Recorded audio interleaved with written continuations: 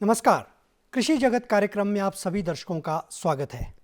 इस कार्यक्रम में हम कृषि, बागवानी, मत्स्य, पशुपालन इत्यादि विषयों पर चर्चा करते हैं और हम अपने कार्यक्रम में इन सभी क्षेत्रों से संबंधित विशेषज्ञों को बुलाते हैं और उनके माध्यम से जानकारी आपको दिलाने का भरसक प्रयास करते हैं।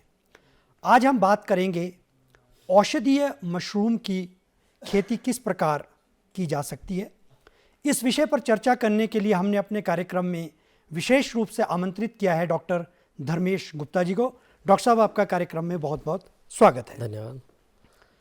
दर्शकों, हम आपको बताना चाहेंगे कि डॉक्टर धर्मेश गुप्ता जी डॉक्टर यशवंत सिंह परमार औद्यानिकी एवं वानिकी विश्वविद्यालय नौणी में प्लांट पैथोलॉजी विभाग में प्रधान वैज्ञानिक के पद पर कार्यरत हैं।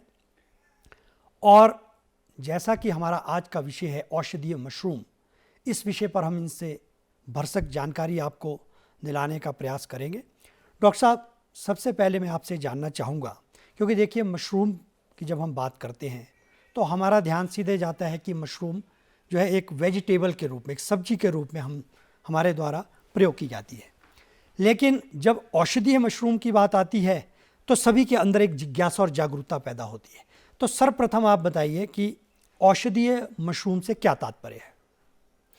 देखिए, औषधीय मशरूम वो मशरूम होते हैं जिनको हम औषधि के रूप में एक तो प्रयोग करते हैं और इसकी दवाइयाँ भी बनती हैं। वैसे तो हर मशरूम में कोई ना कोई औषधि गुण होते हैं, लेकिन कई मशरूम्स ऐसे हैं जिसमें औषधीय गुण ज़्यादा पाए गए हैं और वो काफ़ी बीमारियों के लिए अच्छे पाए गए हैं, मतलब है ना।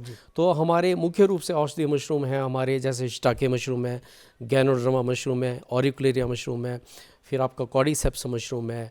तो इसी तरह के 5-7 मशरूम्स ऐसे हैं जिसमें औषधीय गुण बहुत ज़्यादा मात्रा में पाए गए हैं। जी डॉक्टर साहब, ये तो बात रही कि औषधीय जो मशरूम है वो कौन कौन से होते हैं। यदि हम मशरूम के, क्योंकि देखिए औषधीय मशरूम पर चर्चा पर हम आगे बढ़े उससे पहले हम थोड़ा मशरूम की स्थिति को जान लेते हैं। यदि हम वैश्विक स्तर पर बात करें तो मशरूम की क्या स्थिति है। देखिए, अगर हम पूरे विश्व की बात करते हैं तो पूरे विश्व में जो है आजकल जो है लगभग 4 लाख मिलियन टन्स जो है इसकी पैदावार हो रही है। और 400 लाख मिलियन टन इसकी 400 लाख टन जो है इसकी पैदावार हो रही है। और जो चाइना है इसमें अग्रणी है मशरूम उत्पादन में भी, नंबर 1 पे हमारा चाइना है। और जो भारत का योगदान है मशरूम उत्पादन में बहुत कम है। हम पूरे विश्व में 1% के करीब जो है योगदान है हमारे भारतवर्ष का। तो कहने का तात्पर्य है कि भारतवर्ष अभी इसमें अपने मतलब बढ़ रहा है, मतलब है कि आगे बढ़ रहा है। लेकिन चाइना के अलावा और भी कई देश हैं, जैसे यूरोपियन कंट्रीज़ हैं हमारी, और अमेरिका है, और एशिया के भी और कंट्रीज़ हैं, ये भी इसमें काफ़ी अपना योगदान दे रहे हैं मशरूम उत्पादन में। और चाइना में सबसे बड़ी बात है, जो चाइना है यहाँ पे मशरूम इंडस्ट्री एक बहुत बड़ी इंडस्ट्री है और ये 5वें-6ठे नंबर की सबसे बड़ी इंपॉर्टेंट क्रॉप है। जैसे आप अगर फल लेते हैं, सब्जियाँ लेते हैं, तो इस तरह 5वीं सबसे बड़ी इंपॉर्टेंट क्रॉप है और गरीबी से ऊपर उठने में इसका बहुत ज़्यादा योगदान है चाइना में, है ना। और चाइना जो है इसका सबसे बड़ा प्रोड्यूसर भी है और सबसे ज़्यादा निर्यातक भी है। निर्यात भी मशरूम जो है पूरे विश्व में चाइना सबसे ज़्यादा करता है और वहाँ मशरूम की खपत भी सबसे ज़्यादा है। ये बड़ी इंटरेस्टिंग बात है कि चाइना में जो है हर आदमी एक साल में 15 से 20 किलो मशरूम का मतलब खाता है उसको, 15 से 20 किलो तक। और जब अगर हम मशरूम भारत की बात करते हैं तो यहाँ प्रति व्यक्ति जो है साल में 150 से 200 ग्राम मशरूम खाता है। तो आप देख सकते हैं हमारे यहाँ प्रोडक्शन भी कम है और खपत भी कम है। लेकिन डॉक्टर साहब, जैसे कि आपने इनके गुण बताए, उस हिसाब से तो हमें इसके जो है प्रयोग को ज़्यादा बढ़ाने की बहुत आवश्यकता है। उसके साथ साथ जब उत्पादन होगा तो प्रयोग भी अवश्य जो है इसका बढ़ेगा। बिल्कुल जी। डॉक्टर साहब, जैसे कि आपने कहा कि भारत की स्थिति अभी जरा इसमें कम प्रतिष्ठा है, लेकिन यदि हम हिमाचल प्रदेश के संदर्भ, क्योंकि देखिए हमारे प्रदेश का जो सोलन जिला है वो मशरूम सिटी के नाम से जाना जाता है। और आप जैसे कि इतनी रनाउंड यूनिवर्सिटी में कार्यरत हैं, तो मशरूम की हमारे प्रदेश में क्या स्थिति है और एक वैज्ञानिक होने के नाते आप क्या हमारे किसान बागवानों को राय देना चाहेंगे जिससे जो इसका उत्पादन भी बढ़े और इसका जो कंज्यूम है, जो एक उपभोक्ता है, वो भी इसका उपभोग ज़्यादा करे। देखिए, अगर हम हमारे प्रदेश की बात करते हैं या देश की, पहले मैं देश की बात करना चाहूँगा। हमारे भारतवर्ष में जो है आज की डेट में जो है लगभग 3,20,000 टन के करीब जो है मशरूम का उत्पादन हो रहा है। और अगर हम हिमाचल प्रदेश की बात करते हैं तो यहाँ लगभग 15,000 टन के करीब जो है एनुअल प्रोडक्शन है मशरूम्स का। और जो भारतवर्ष में जो हम मशरूम उगाते हैं, मुख्य रूप से हम 4-5 किस्म के मशरूम जो है व्यावसायिक तौर पे उसकी खेती करते हैं। सबसे ज़्यादा योगदान है भारतवर्ष में बटन मशरूम का, लगभग 72 से 73% पैदावार जो है हमारे बटन मशरूम की होती है। उसके बाद जो हमारा ऑयस्टर मशरूम, जिसको ढिंगरी मशरूम भी बोलते हैं, उसकी पैदावार होती है। फिर उसके बाद आता है हमारा ये पैडीस्ट्रॉ मशरूम, जिसको पुआल मशरूम भी कहते हैं। फिर आता है हमारा दूधिया मशरूम, और उसके बाद आता है हमारे विशिष्ट कोम्बिया, जैसे जिससे हमारे मेडिसिनल मशरूम्स आ गए।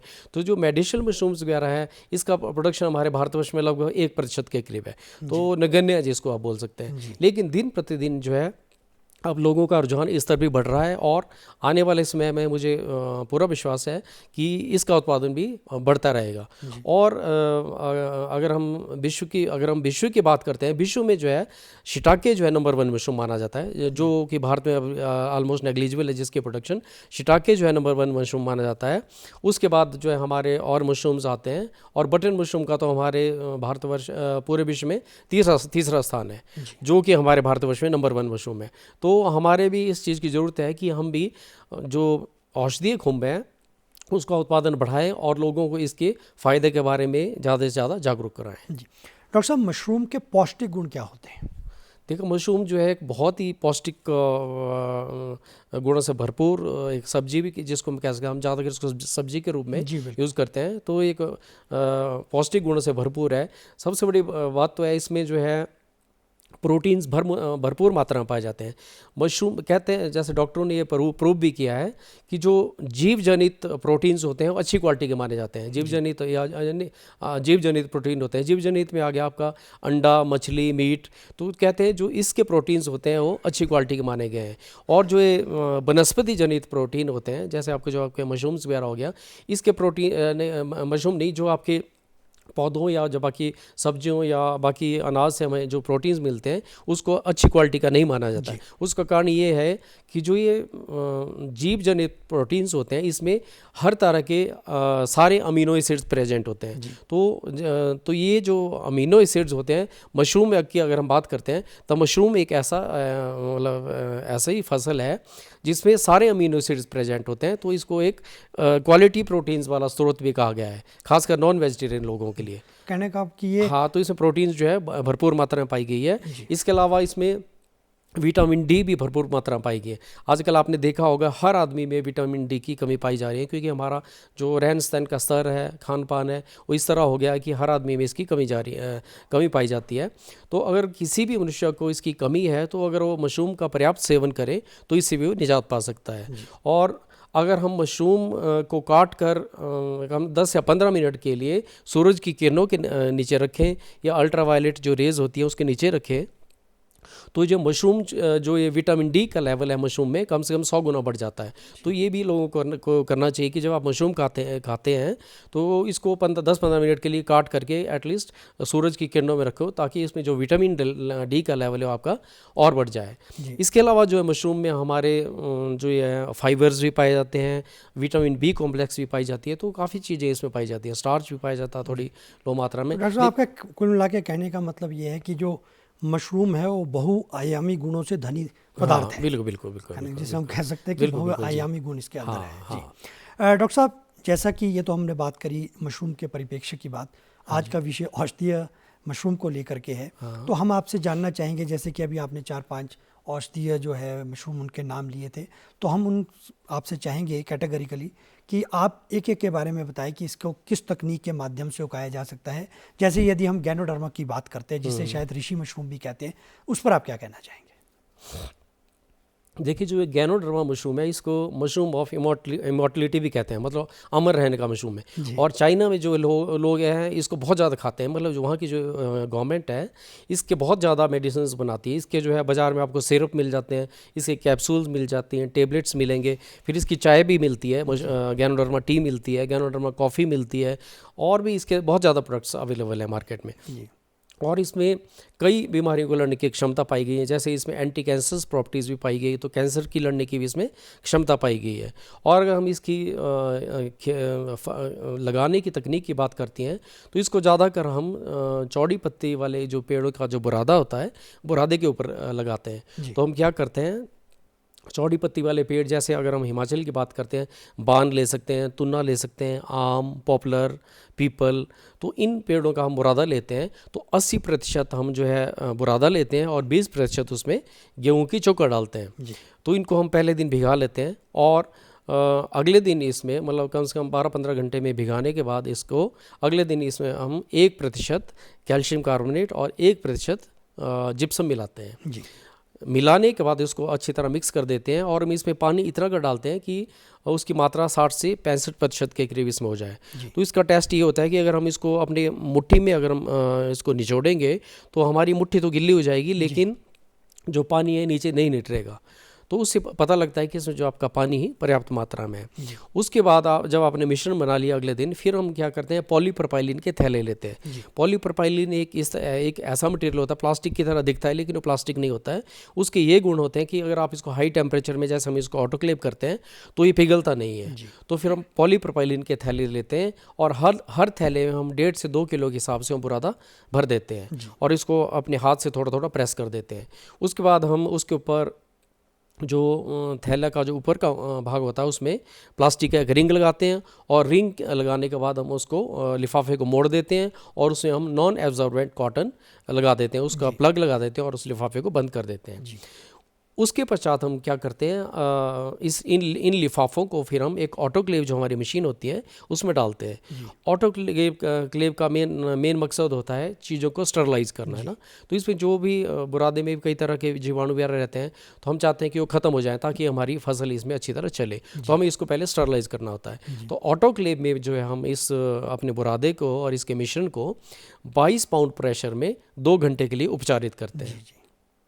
तो जब आपका प्रेशर 22 पाउंड पे प्रेशर पहुंच जाता है, उसके बाद हम इसका टाइम काउंट करते हैं और 2 घंटे के लिए इसको उपचारित करते हैं। उसके बाद हम ऑटोक्लेव बंद कर देते हैं और इसको ऑटोक्लेव को ठंडा होने के लिए रख देते हैं।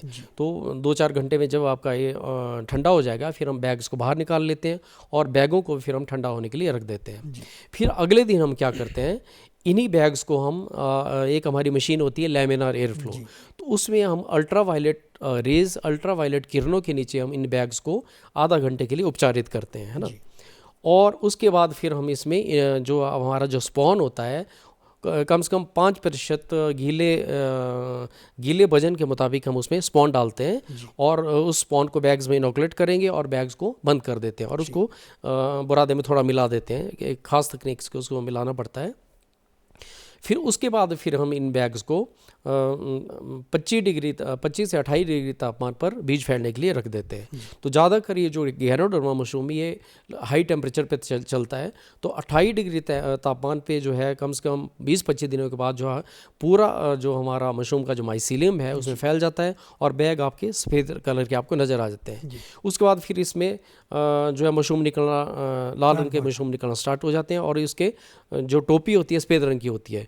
फिर जैसे जैसे मशरूम बढ़ने लगता है, फिर हम टेम्परेचर को थोड़ा कम ले आते हैं, 2-3 डिग्री और कम कर देते हैं, 25 डिग्री के करीब ले आते हैं। फिर जो मशरूम का रंग थोड़ा लाल होने लग जाता है और उसके किनारे पीले रंग के होना स्टार्ट हो जाते हैं। फिर हम नमी भी थोड़ी कम करते थे, जैसे स्टार्टिंग में हम 90 या 85% तक नमी रखते हैं, बाद में हम नमी 60 से 65% तक ले आते हैं। तो इस तरह जो है फिर हमारे जब मशरूम स्टार्ट होते हैं निकलना, 15 दिन में हमारा मशरूम बिल्कुल लाल रंग का तैयार आपको होके दिख जाएगा और उसके ऊपर लाल रंग के या भूरे रंग के इसके गैनोडर्मा के स्पोर्स भी आपको नजर आ जाते हैं। तो डॉक्टर साहब, मेरे कहने का मतलब है कि जैसा कि आपने ये उत्पादन की सारी विधि बताई, तो इसके लिए ऐसा लगता है कि इसमें एक तो मशीनों की आवश्यकता की, हाँ, इसमें मशीनों की काफ़ी आवश्यकता पड़ती है हमारे किसान बागवानों को, क्योंकि हाँ उठानी पड़ेगी उनको, क्योंकि जो जैसा कि आपने बताया ये अन्य मशरूम से थोड़ा भिन्न है। इसकी खेती जो है थोड़ी अलग है, इसके लिए बटन मशरूम वगैरह से। हाँ जी, इसलिए किसानों को जो है इसमें मशीनरी इत्यादि का भी उपयोग करना पड़ेगा। और आप जैसे विशेषज्ञ से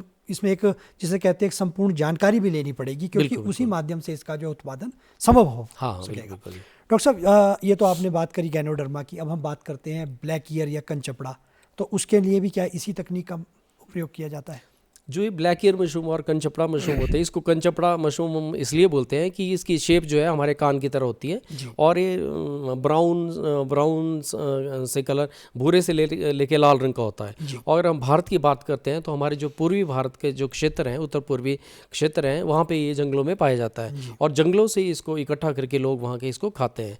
लेकिन कमर्शियल कल्टीवेशन की अगर हम इसकी बात करते हैं तो इसके कमर्शियल लेवल पे खेती भारत में नहीं होती है, क्योंकि ये देखने में थोड़ा चिपचिपा सा होता है और इसमें गिल्स भी नहीं होते हैं और इसमें डंडी भी नहीं होती है इस मशरूम की। तो ज़्यादातर इसको दवाइयों वगैरह के लिए या सूप वगैरह में इसका उपयोग किया जाता है। और इसकी लगाने की तकनीक भी ज़्यादातर वैसी ही है, इसको ज़्यादातर हम बुरादे के ऊपर ही लगाते हैं। तो बुरादे का वही है, बुरादा लो और उसमें वो मिश्रण डालो, मतलब चोकर डालो, चूना डालो, जिप्सम डालो, फिर उसको बैग को भरो, फिर ऑटोक्लेव करो, फिर इसका स्पॉन डालो। इसी मशीनरी के माध्यम से। हाँ, बाकी इसकी तकनीक सेम ही है और ये भी थोड़ी ज़्यादा गर्मी और ज़्यादा आर्द्रता पे लगता है, मतलब ह्यूमिडिटी भी ज़्यादा चाहिए। ये भी 25 से 28-30 डिग्री तक अच्छा चलता है ना। डॉक्टर साहब, शिटाके की बात करें यदि? हाँ, जो ये शिटाके की, ये तो बहुत इंपॉर्टेंट मशरूम है और आजकल इसकी बहुत डिमांड आती है, हमें भी बहुत इसके फ़ोन आते हैं। शिटाके जैसा इसका नाम से पता लगता है, शिटाके इसको हम इसको इसलिए बोलते हैं कि सबसे पहले इस मशरूम को एक कैस्टनॉप्सिस एक ट्री होता है, उसके ऊपर देखा गया था, तो उसको शी के नाम से जाना जाता है उस पेड़ को, इसलिए इसको शिटाके भी कहते हैं। तो शिटाके जो है बहुत गुणों से भरपूर है, जिसको कह सकते हैं इसमें सबसे बड़ा एंटी कैंसरस प्रॉपर्टीज़ बहुत पाई गई हैं।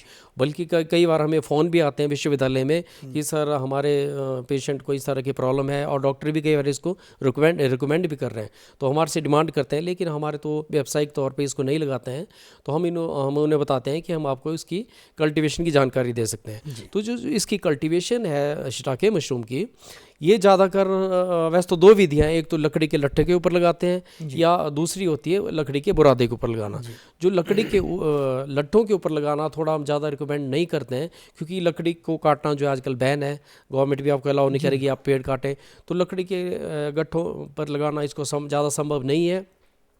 इसकी लकड़ी के लट्ठों पे इसकी थोड़ी बहुत खेती जो नॉर्थ ईस्ट है, जो हमारे उत्तर पूर्वी इलाके हैं भारतवर्ष के, वहाँ पे कुछ लोग इसकी खेती करते हैं। तो क्या करते हैं, हम लकड़ी को काट लेते हैं सर्दियों में, 2-3 महीने हम उसको थोड़ा सूखने के लिए रख देते हैं, और उसके बाद फिर हम उसमें ड्रिल मशीन से छेद कर देते हैं, और छेद करने के बाद हम उसमें एक प्लग स्पॉन होता है उसका, जो लकड़ी के ऊपर ही तैयार किया जाता है, वो वाला स्पॉन या सॉडस्ट स्पॉन जो बुरादे के ऊपर तैयार करते हैं, वो हम बनाते हैं और उसको उन छेदों में डाल देते हैं। और छेदों में स्पॉन डालने के बाद हम उन छेदों को पिघलाए हुए मोम से बंद कर देते हैं, ताकि इसमें कोई अन्य कीटाणु या जीवाणु ना जा सके, है ना।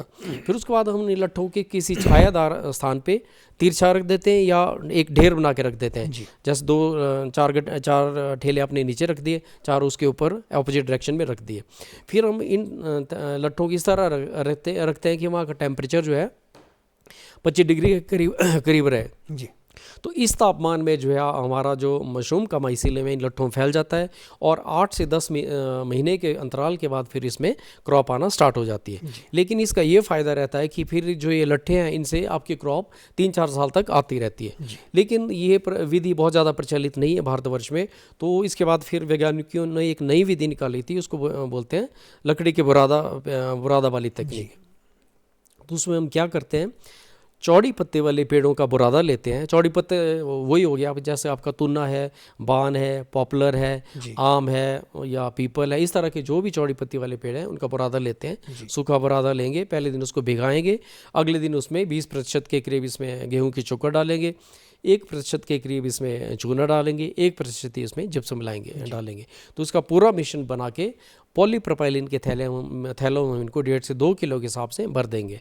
फिर वही प्रक्रिया अपनाएंगे, गैरोडर्मा की तरह इसको ऑटोक्लेव करेंगे 22 पाउंड प्रेशर पे। हाँ, फिर नेक्स्ट डे हम इसमें स्पॉन डालेंगे, इनोकुलेशन करेंगे और इसको बीज फैलने के लिए रख देंगे। लेकिन फिर जो बीज फैलने के बाद की जो इसमें प्रोसेस है वो थोड़ी गैरोडर्मा से अलग है।